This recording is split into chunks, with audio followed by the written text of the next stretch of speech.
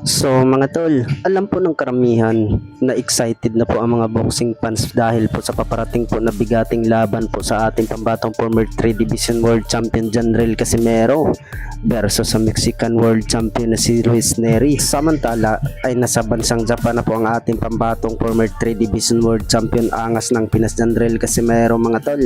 Nakita nga natin sa Quadro Alas It's My Boy Facebook page. Kasama nga ang ating pambatong prospect po na si Kenneth Luber dahil po magkasabay po ang kanilang laban mga tol. Bukod dyan ay nagsalita nga itong si Luis Neri mga tol na ayaw siya makipagsabayan po ni Janrel Casimero, ay gagayahin lang daw ni Luis Neri mga tol yung laban nila ni Kameda para po ma-upset daw itong si Janrel Casimero.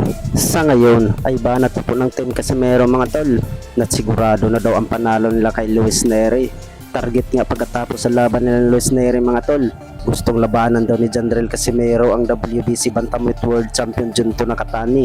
Kung hindi naman si Junto Nakatani daw mga tol, ang two weight classes undisputed the monster na Oya Inoue, yan daw ang lalabanan nila. Pero banat ng karamihan mga tol, hindi yan mangyari na makalaban po ni Janrel Casimero itong si Junto Nakatani. Sa hindi po nakakaalam mga tol, ay sa Super Bantamweight Division to lumalaban itong si Junto Nakatani at Naoya Inoue.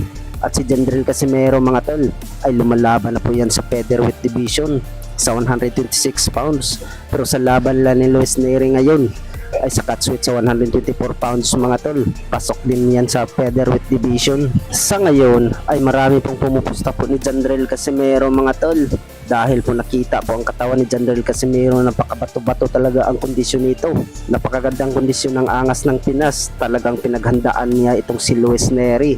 Magandang hakbang to pag manalo itong si Janrel Casimero sa kanyang boxing career. Prediction po ng karamihan mga tol ay kayang patulugin ni Casimero itong si Luis Neri. Ano kaya sa tingin niyo mga tol?